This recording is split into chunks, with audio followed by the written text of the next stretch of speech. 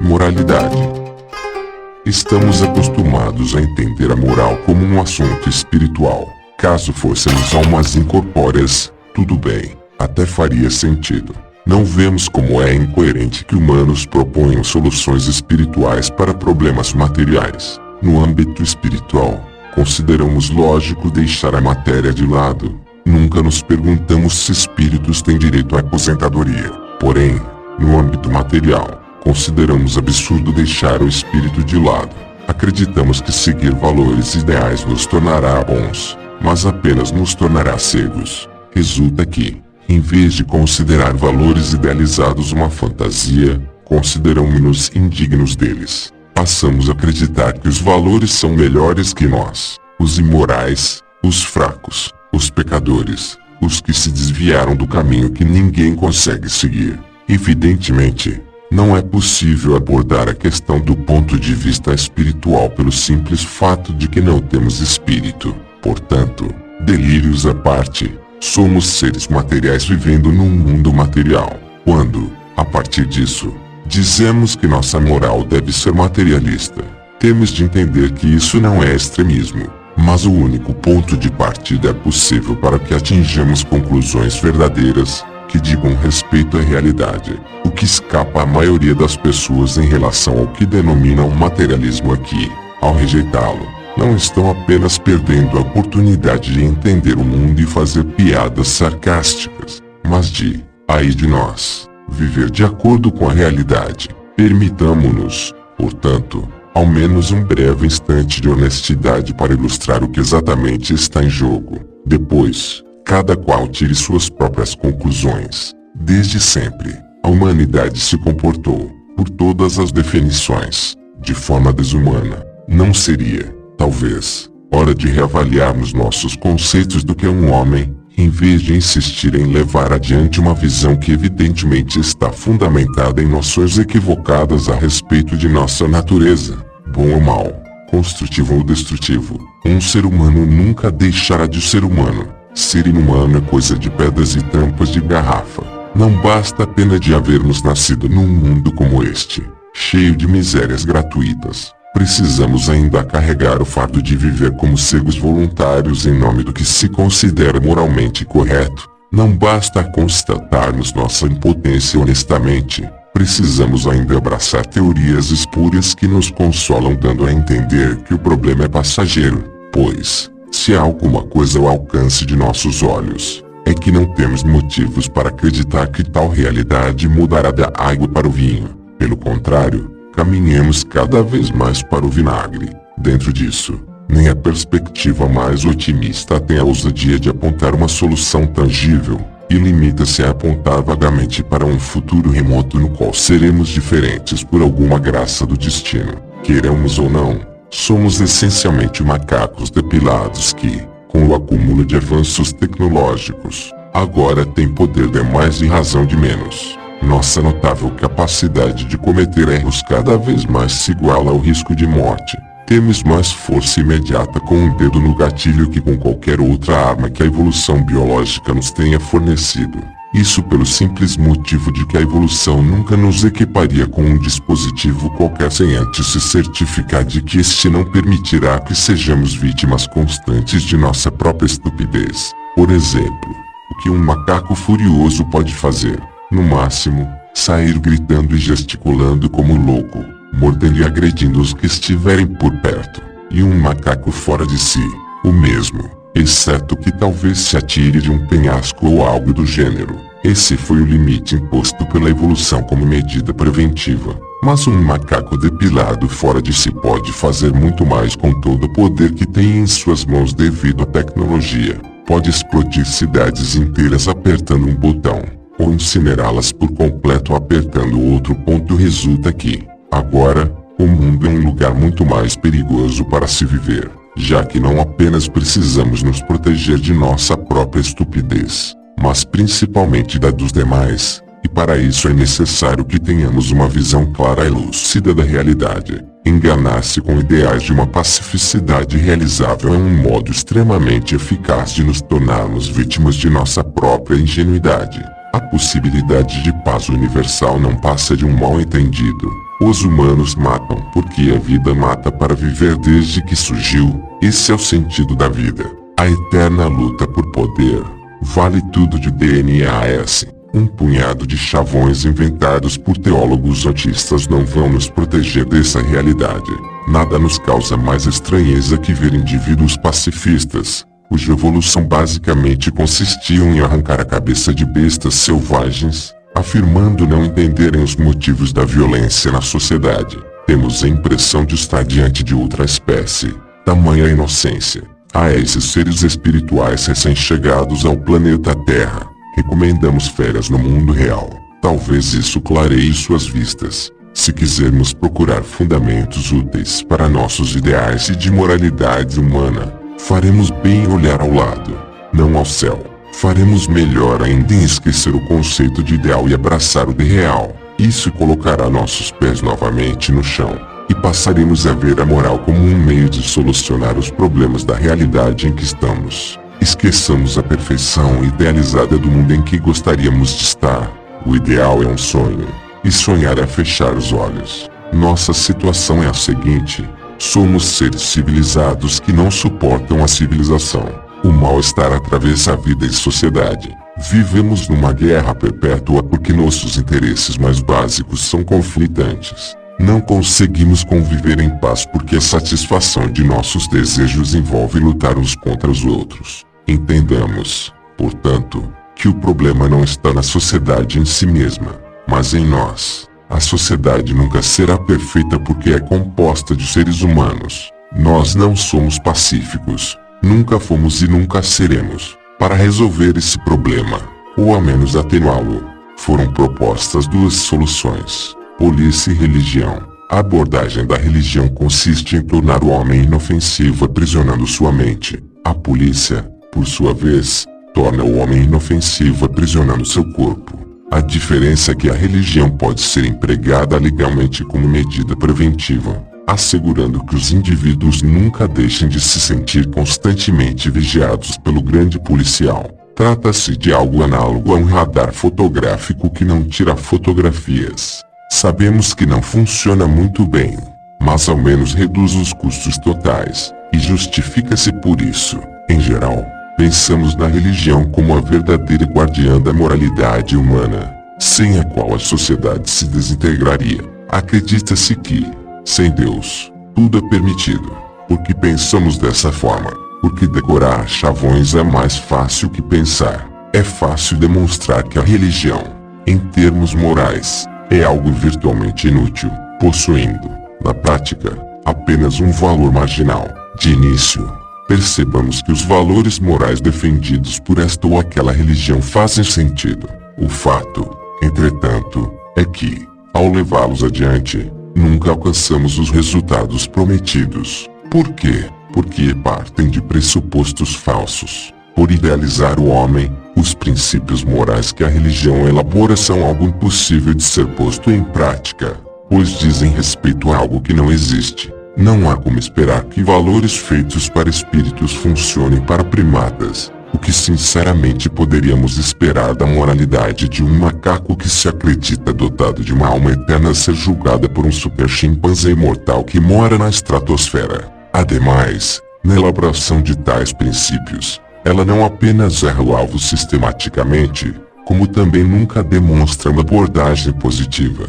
A religião não busca solucionar os problemas, mas evitar que surjam por meio da negação de nossa natureza. Busca nos acovardar perante o mundo e perante nós mesmos, desviando nossos olhares do presente e encorajando uma miopia passiva que nos será recompensada no além. Vejamos a questão do seguinte modo: a função da moral é administrar os problemas sociais decorrentes de sermos humanos. Qual é a solução religiosa? Desumanizar o ser humano, isto é, negá-lo, castrá-lo, torná-lo doente, e espiritualizá-lo. Seu valor, portanto, é meramente negativo. Seus princípios não são respeitados por serem úteis, mas por terem respaldo do Criador dos céus e da terra, proporcionando algum sentimento de segurança aos que precisam desse tipo de muleta.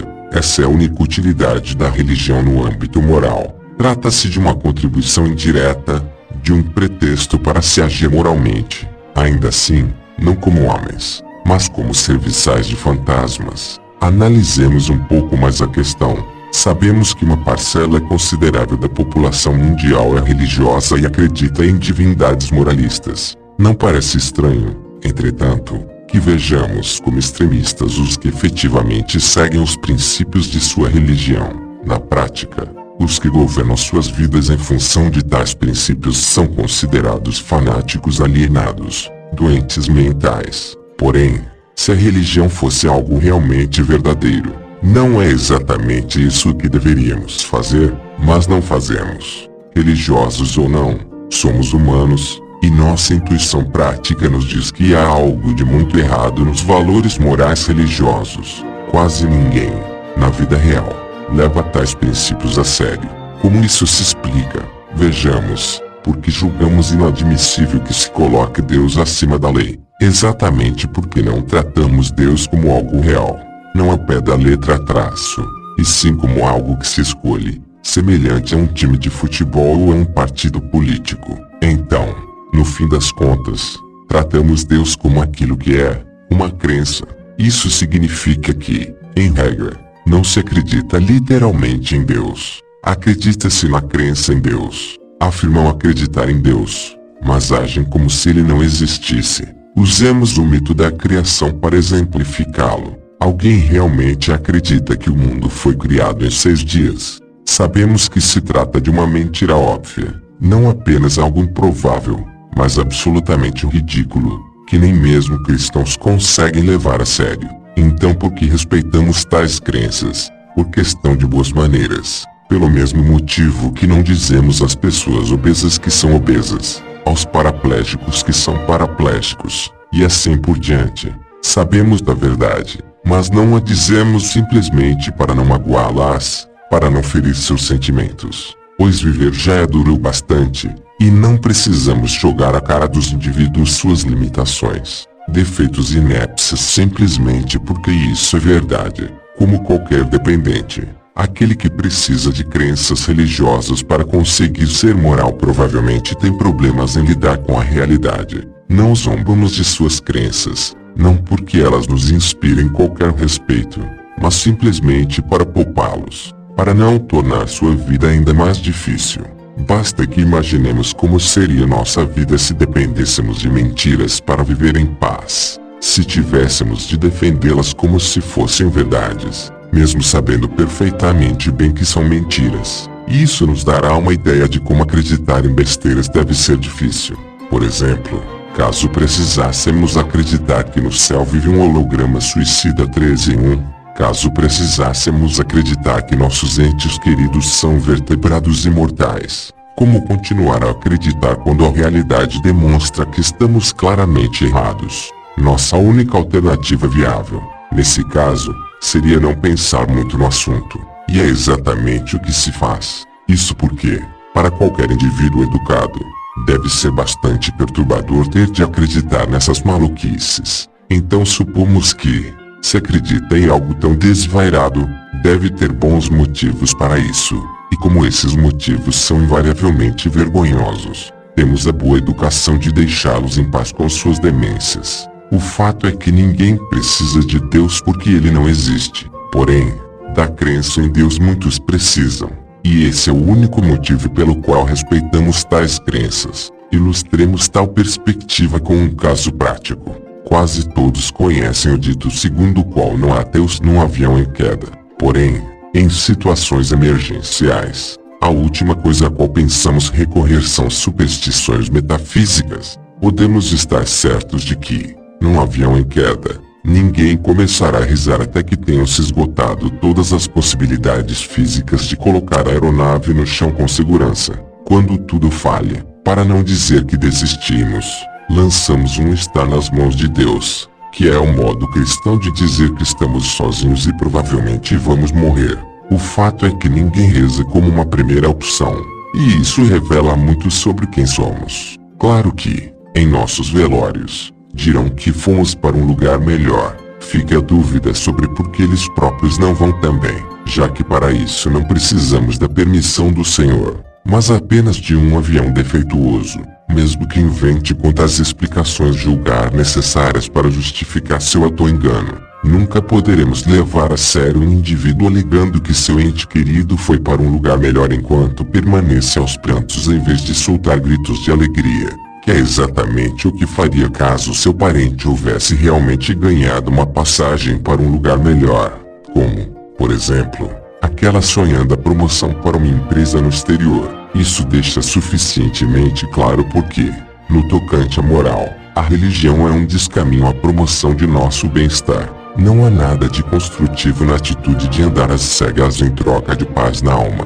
Na melhor hipótese, é apenas uma perda de tempo bem intencionada. Embora pareça mais um pretexto para a negligência, tais considerações ilustram que não devemos nos preocupar com o certo ou errado do ponto de vista da moral em si mesma, pois tal postura situa a moral como algo idealizado e fechado em si próprio, que não diz respeito ao mundo em que realmente estamos. Isso nos tranca do lado de fora da equação que nós próprios criamos. Sistemas de regras morais baseados em idealismos são algo que nos ensina que ignorar a realidade é algo bom, e que ser cegos nos tornará virtuosos, mas apenas nesse universo paralelo no qual ninguém está. Sua mensagem é a seguinte: entre uma regra moral e a realidade, fiquemos com a moral. Desnecessário dizer por que se deve ignorar essa postura delirante. Então, como devemos proceder?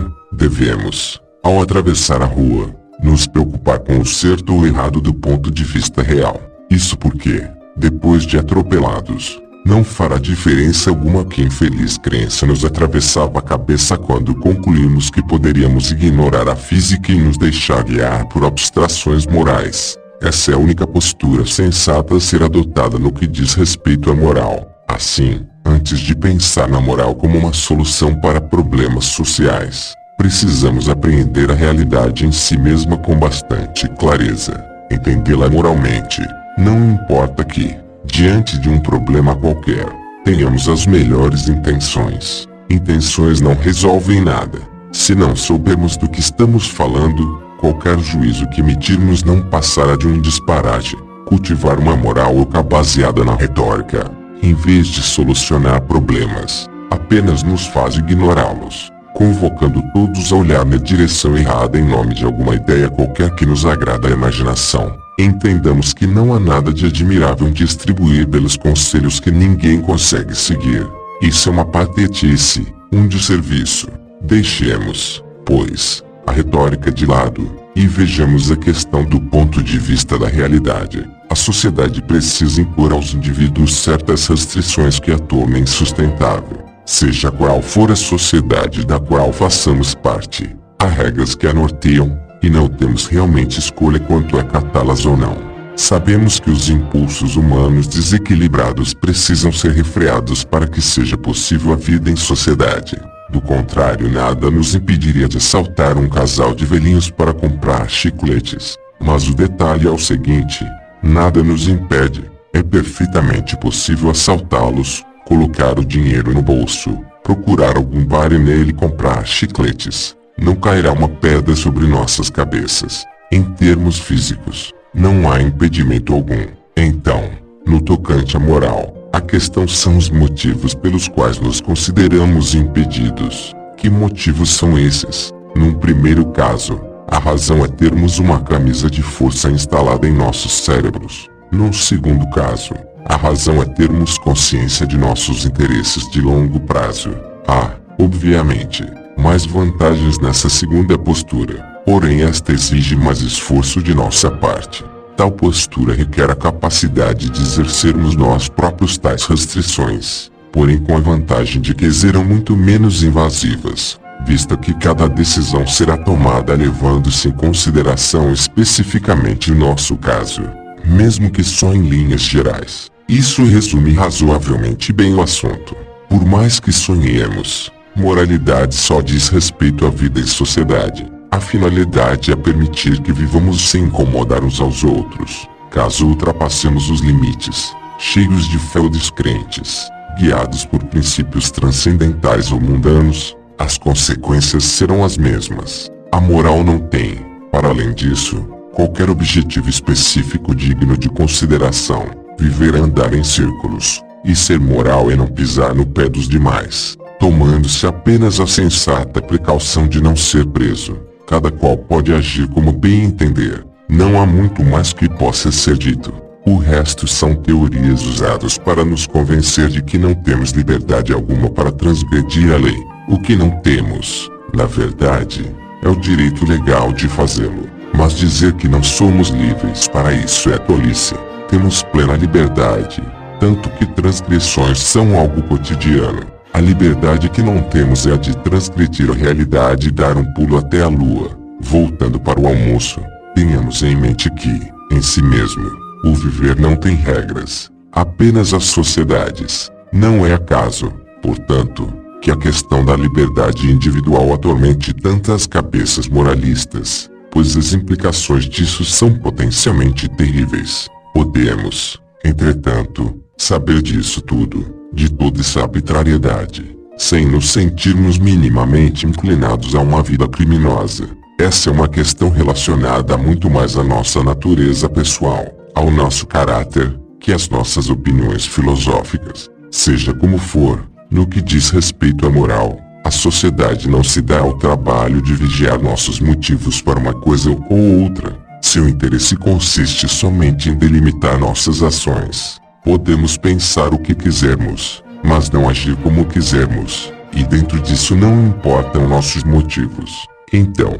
desde que não causemos incômodo, ou que não sejamos descobertos não seremos punidos. Diante dessa perspectiva tão clara, seria negligente nos abstermos de fazer escolhas próprias por respeito a abstrações morais. Estaríamos trocando nossa liberdade por um punhado de dogmas que garantirão que hajamos sempre do mesmo modo, independentemente das circunstâncias. Se há algo importante a ser frisado, é que o ser estúpido por precaução não é a escolha mais inteligente. Para ser morais, não precisamos do intermédio de alguma teoria transcendental que tenta garantir que nosso cérebro nunca se tornará parte da equação. Então, desde que estejamos dispostos a pensar, há alternativas bem mais interessantes. Podemos, por exemplo, encontrar muito mais sabedoria de vida na ciência moderna que em qualquer teoria moral jamais concebida, com a vantagem de que não precisaremos hipotecar nossa inteligência. Então, passando rapidamente por alguns tópicos controversos, veremos com mais clareza as vantagens de inferirmos nossas regras em função dos fatos e das circunstâncias, não em função das próprias regras. Veremos que benefícios há em enxergarmos primeiro a realidade em si mesma, e apenas depois nos preocuparmos em sobrepor essa realidade básica uma outra, composta de regras que delimitam nossas ações. Vejamos o que pode ser dito em termos objetivos e científicos a respeito das drogas, lícitas ou não. A definição é simples: substâncias que usamos para intervir nos processos fisiológicos do corpo. Com sem número de drogas já catalogadas e estudadas exaustão, não temos nenhuma dúvida essencial sobre o que fazem. Sabemos como funcionam, onde atuam, sua duração e os efeitos colaterais. E sabemos que não há nada de errado nelas. É absurdo apontar um conjunto de moléculas no microscópio e dizer que são substâncias más e erradas porque produzem certo efeito quando administradas em seres vivos. Essa postura beira o ridículo. Drogas são apenas substâncias que alteram nossa fisiologia, e seu valor na promoção de nosso bem-estar já foi mais que comprovado. Assim, antes de afirmar que drogas são ruins indistintamente, devemos considerar qual é a droga em questão, com que fim será empregada, quem será o usuário, qual a dosagem e por quanto tempo será administrada. É isso que importa em termos de prós e contras. O fato de alguns indivíduos as empregarem de modo autodestrutivo não é uma objeção às drogas, mas a própria autodestruição, já que a mesma substância pode ser usada para salvar vidas. Então, se não quisermos que as pessoas se destruam, pelo motivo que for, ao menos admitamos que é esse o ponto, e que este, por sua vez, não tem relação alguma com as substâncias em si mesmas, mas com a finalidade com que são empregadas. Ademais, nenhuma droga corre para a veia dos viciados. Quando eles injetam-nas em si mesmos, perdem o direito de culpá-las, de se considerarem vítimas que tiveram suas vidas destruídas pela droga.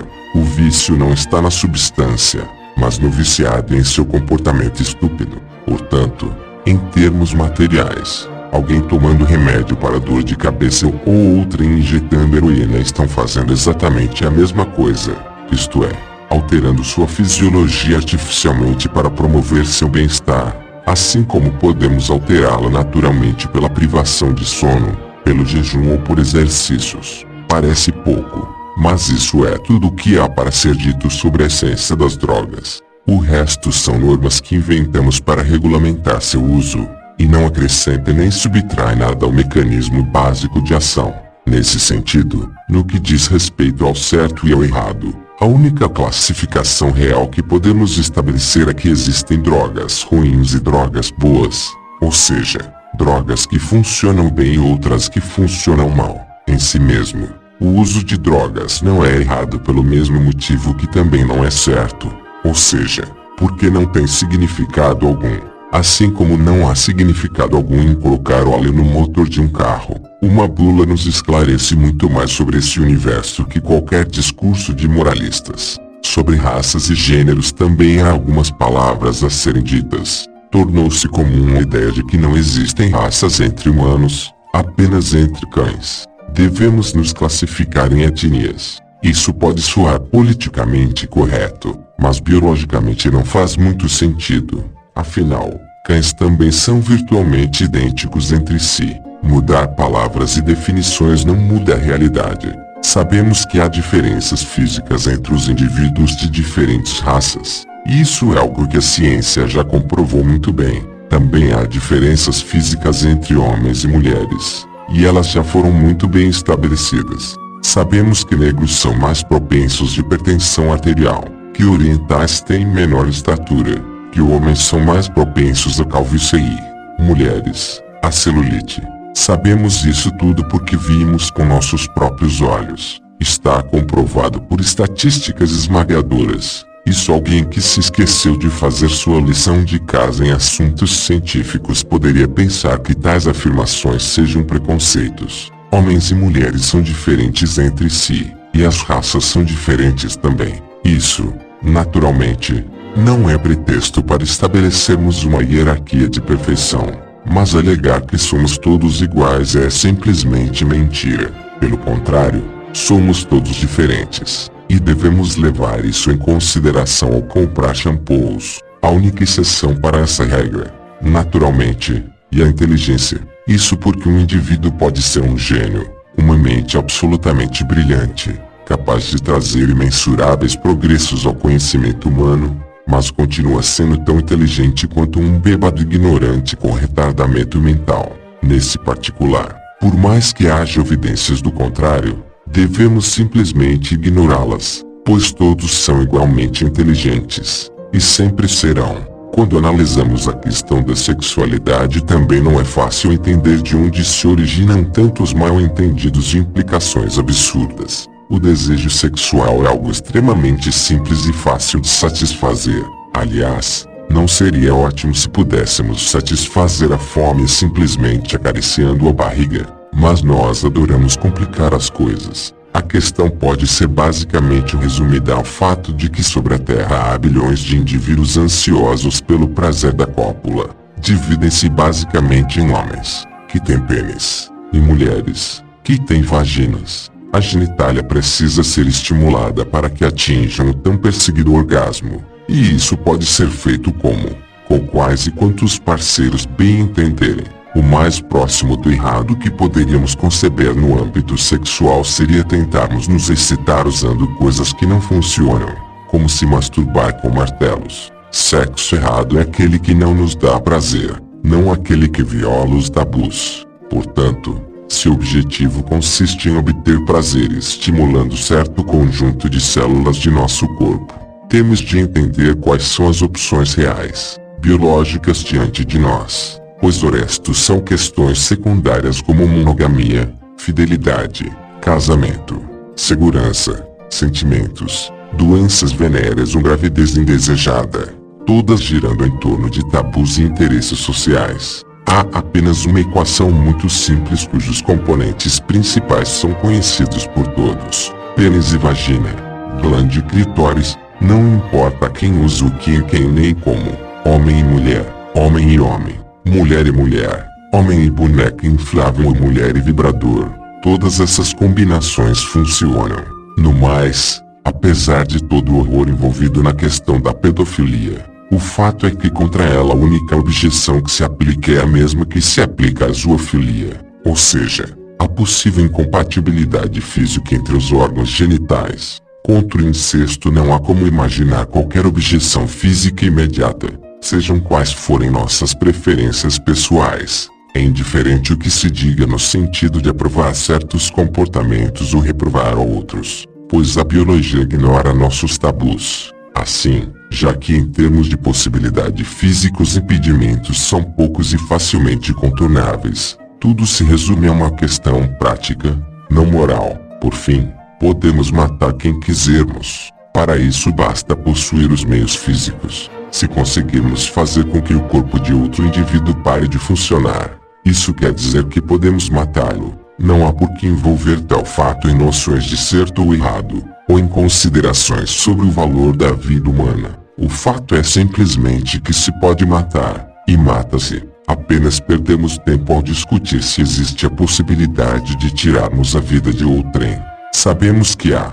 Toda a discussão se resume a serem bons ou não os motivos para tanto. E isso, por sua vez, é uma discussão completamente distinta. A questão mais importante trazida à luz ao vermos o assunto nessa ótica é que ninguém precisa de motivos justos para nos matar. Podemos ser assassinados por motivos com os quais concordamos ou discordamos. Um tiro entre os olhos pode ser uma justa legítima defesa. Uma injusta vingança pessoal. Não faz diferença o que pensamos. Não faz diferença se reconhecemos o direito moral da bala que explode nossos miolos. Fisicamente, o resultado é o mesmo. Portanto, se quisermos realmente apreender o cerne da questão, devemos entender que o assassinato é um ato físico, não moral. Esses são exemplos clássicos de como podemos enxergar os fatos por detrás das questões morais levantadas pela vida e sociedade numa ótica puramente material e objetiva, isenta de preconceitos. Assim, para sermos indivíduos morais, não é preciso acreditar, apenas pensar. Não há necessidade de imperativos morais inquestionáveis. Não precisamos predefinir virtude e vício, certo e errado, já que tais coisas dependem de nosso julgamento, não da realidade. O único requisito para que possamos nortear nossas vidas por uma moral intelectualizada consiste em usar constantemente o cérebro para definir nossos próprios juízos, valores e limites. Tal frieza é incomum em discussões sobre moral porque, para a maioria dos indivíduos, é importante que haja uma paixão vinculada a cada valor moral, de modo que sigamos tais ou tais princípios por senti-los como corretos. Porém, confrontando a teoria por detrás desse critério com os resultados práticos, vemos que não é muito confiável. Por um lado, nutrir valores desse gênero pode tornar os indivíduos mais previsíveis, o que é desejável a quem deseja prevê-los e manipulá-los. Porém, por outro, não garante uma adequação inteligente de suas ações, pois serão todas norteadas por crenças apaixonadas que não aceitam o pensamento como um componente paralelo. A única diferença entre princípios morais de natureza intelectual e outros de natureza afetiva consiste no fato de que somente nos últimos há garantia de punição. Sentir-se culpado ao transgredir algum princípio moral é, por definição, o que o torna eficiente, isto é, coercitivo, quando uma transgressão não vem imediatamente acompanhada de punição, seja interna, na forma de culpa ou remorso, ou externa, na forma de repreensões, multas ou encarceramento. Logo o princípio não é mais temido e, portanto, tampouco respeitado. Porém, considere-se que, quando isso ocorre, geralmente é porque o valor em questão não servia para nada, porque, se se tratasse de um valor realmente útil, continuaríamos a segui-lo por vontade própria, mesmo sabendo que não seríamos punidos por transgredi-lo. Seja como for, culpa não é um bom fundamento para valores morais. Além disso, nosso dever, enquanto indivíduos, não é nos punirmos, mas nos comportarmos de acordo com nossos interesses, tendo em vista os limites que a sociedade nos impõe.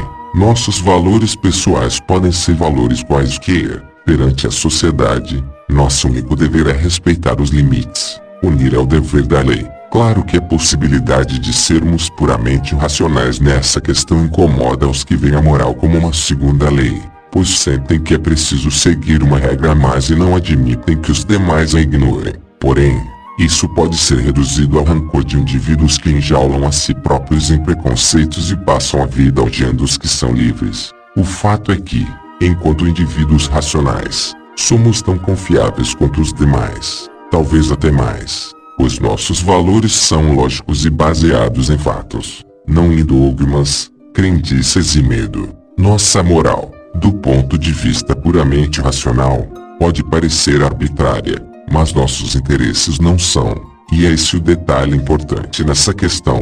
Em ambos os casos, os objetivos são os mesmos. A diferença é que tiramos a superstição da equação. Por estranho que pareça, a maioria dos indivíduos não escolhe o caminho da liberdade, da moral racionalizada.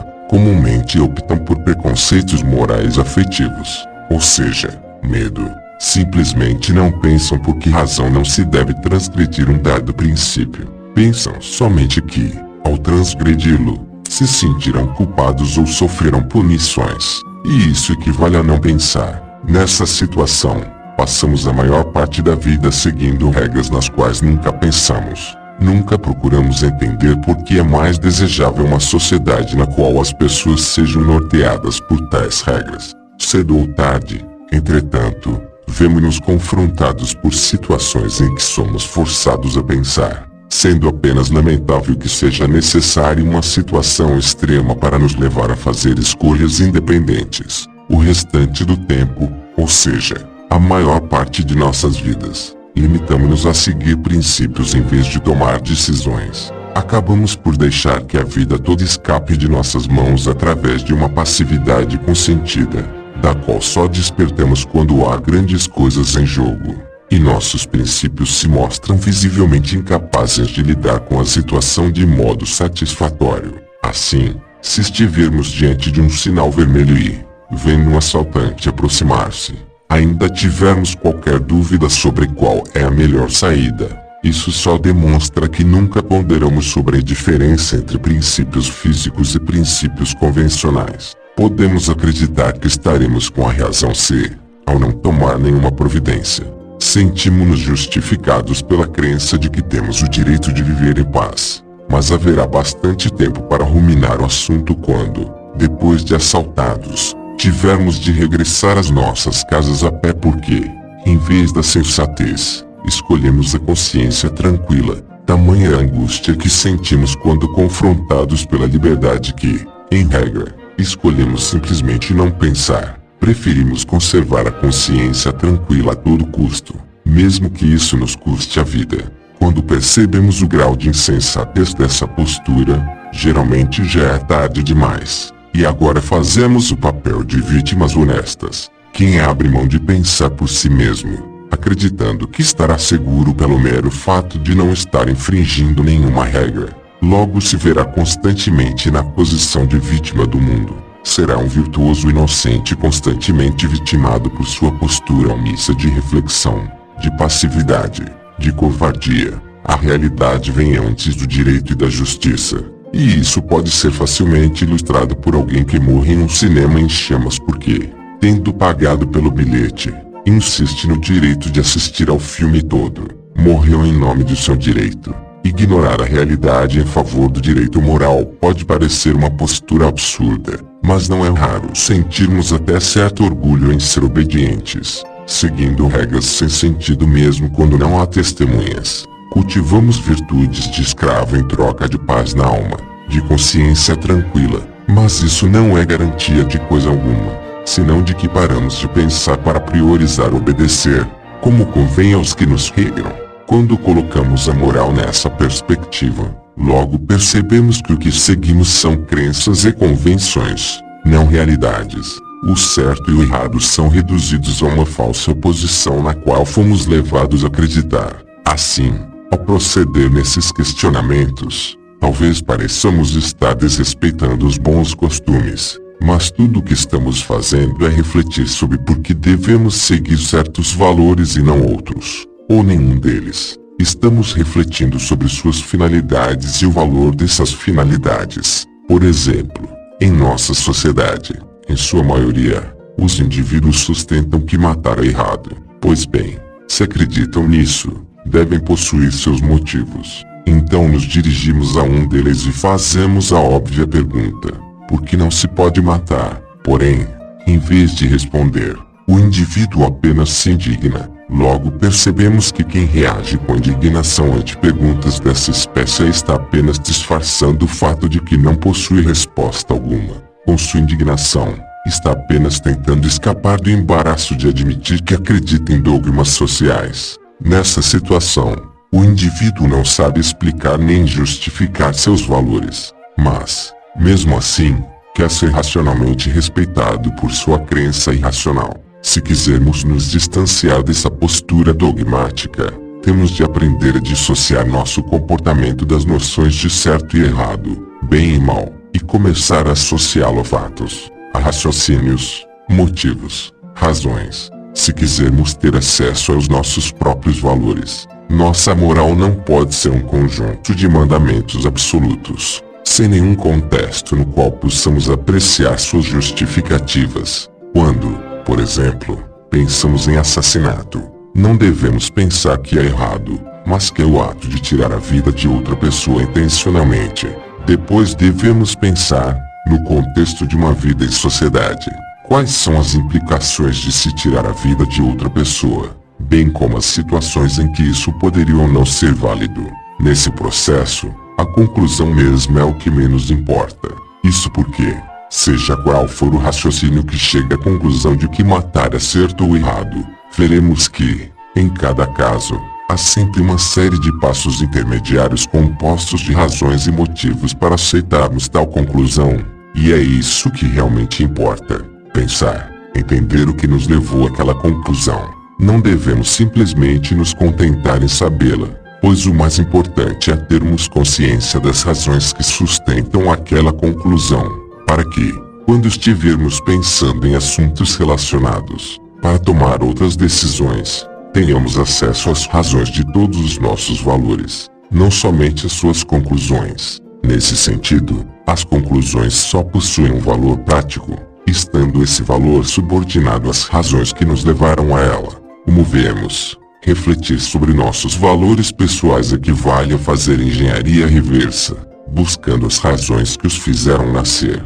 Procuremos ilustrar, em nossas vidas cotidianas, seguimos várias regras. Agora pensemos numa delas, não importa qual, se não pudermos responder, imediatamente e sem hesitação, por que devemos ou não obedecer tal regra. Isso significa que nunca pensamos sobre o assunto, simplesmente deixamos que alguém pensasse por nós. Somente a compreensão nos colocará na posição de concordar ou discordar da conclusão final, e não há como fazê-lo se não tivermos consciência das razões que a fundamentam. Isso fica claro se pensarmos em regras óbvias como é errado beber água do mar ou devemos lavar os alimentos antes de ingeri-los. Conseguimos deduzir a razão de ser dessas regras porque estão claramente relacionadas à realidade, e assim deve ser com todos os nossos juízos a respeito do mundo. Devem ser inteligíveis e justificáveis. Quando deixamos de pensar sobre o fundamento das regras, acabamos por nutrir dúvidas tolas, como a possibilidade de beber água do mar depois de destilada, já que sua essência íntima permaneceria marítima, e talvez ainda continuasse perniciosa em si mesma. Nessa situação, tornamo-nos supersticiosos em relação à água do mar porque perdemos de vista o fato que fundamentava a proibição. Assim, ao lidar com a realidade, devemos pensar em termos de limitações reais, ou seja, fatos, forças, atômios, ações e reações. Entender quais são os fatos com os quais estamos lidando em termos físicos, crus. Apenas depois disso vêm as limitações sociais ou morais, que são apenas para regulamentar nosso comportamento coletivo nessa questão particular. Nesse sentido, os costumes de certa sociedade nada mais são que conselhos convencionados. Assim, não importa o quanto se louve aquele princípio, não importa que transgredi-lo nos coloque na cadeia, nunca serão mais que conselhos com os quais podemos concordar ou não.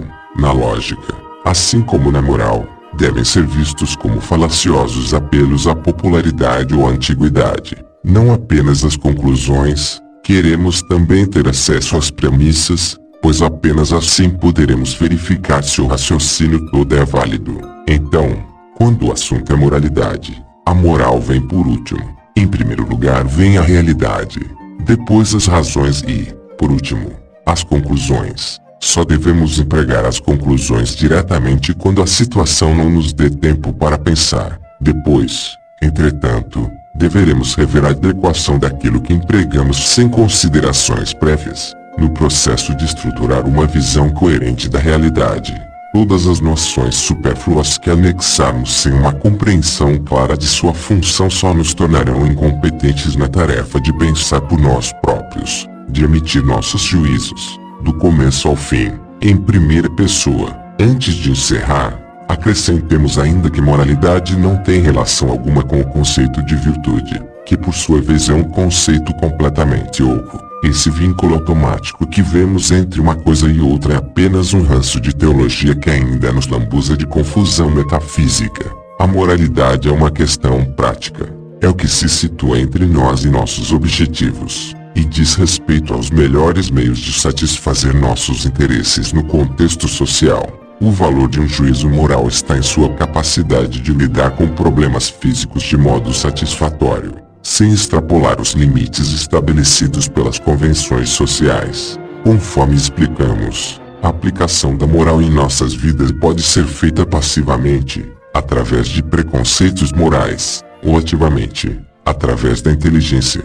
Ambas as abordagens funcionam, mas só uma nos permite saber o porquê. Uma aceita resultados prontos, a outra faz os próprios cálculos. Fizemos a escolha de permanecer com a inteligência desperta porque nos parece insensato dormir no controle de nossas vidas, numa espécie de sonambulismo moral. Não acreditamos nas regras que seguimos, apenas nos interesses que as justificam. Abandonamos todas as superstições que tornam o raciocínio letárgico e obtuso. Não acreditamos em moral, acreditamos em física, e sabemos que, em termos físicos, a única coisa que pode ser errada no assassinato é o tiro.